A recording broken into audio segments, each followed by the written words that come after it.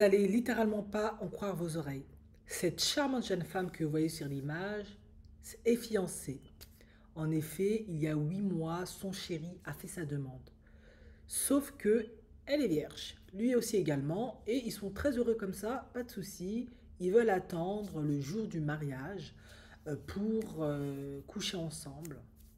Sauf que le père de son fiancé ne la croit pas. Il se dit c'est pas possible qu'elle soit vierge, donc on doit vérifier. Alors vous dites certainement, c'est des choses qui arrivent dans d'autres cultures. Une femme âgée, la grand-mère ou une femme désignée dans la communauté va venir vérifier si l'hymen est intact ou un médecin certifié, qualifié, compétent. Eh bien, il n'en est rien. Vous savez qui va vérifier l'hymen de cette charmante jeune femme?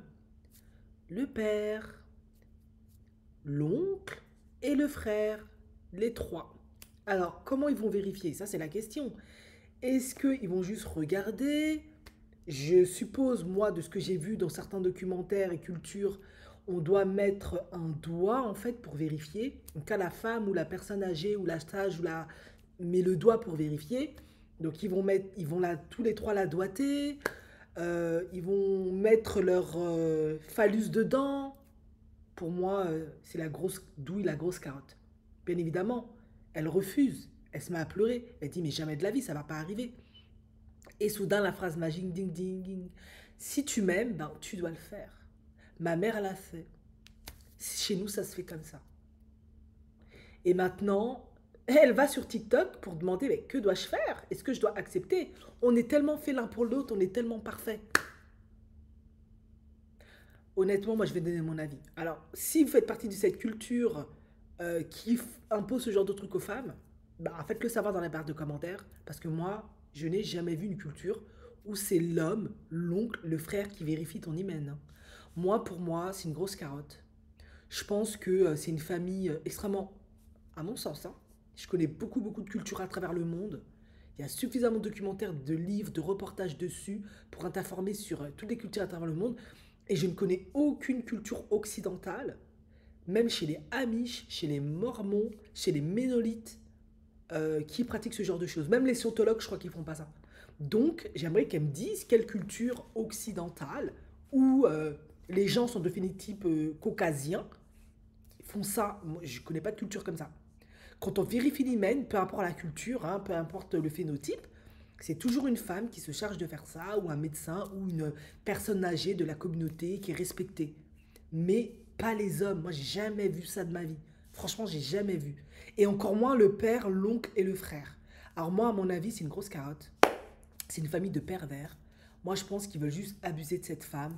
Je pense que chez eux, ils ont l'habitude de pratiquer l'inceste, de se faire tourner les femmes, les jeunes filles, etc.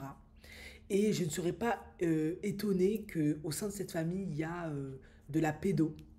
Et je pense que si elle accepte, ce qui va se passer, soit ils vont pas du tout l'épouser à la fin, ils auront eu ce que vous voulez, ils vont se débarrasser d'elle parce que c'est un de leurs délires, soit ils vont la garder, mais une fois qu'elle sera mariée, qu'elle sera sous le joug de ces hommes-là qui ont vu ton intimité, qui ont abusé de toi littéralement, eh bien, après, les demandes vont devenir de plus en plus insensées.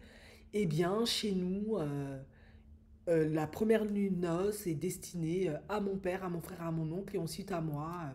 Chez nous, une fois par semaine, tu dois aller te donner à mon père, à mon oncle, machin, machin.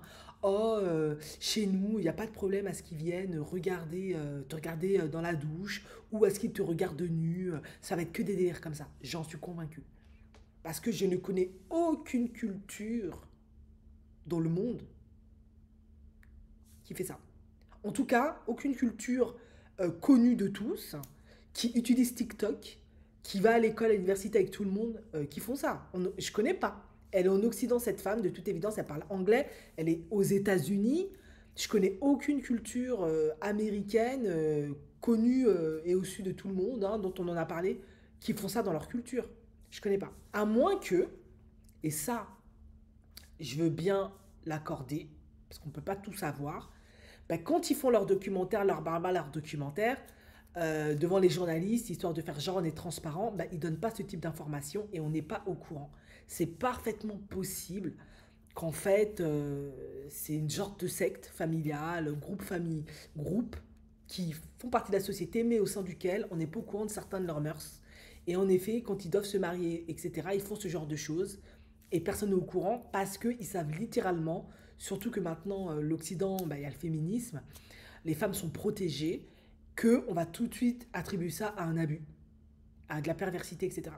Ce qui pour moi en est. C'est pas normal que tous les hommes de la famille voient ta nudité, voient ton intimité.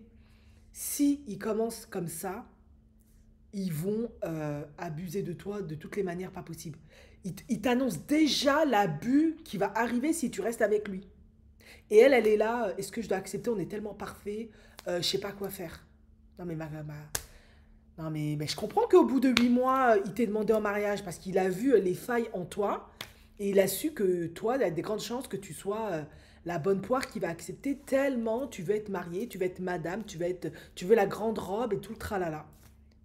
En tout cas, si vous vous retrouvez dans ce cas de figure comme cette jeune femme, il faut refuser. C'est malhonnête, c'est complètement toxique, malsain, pervers.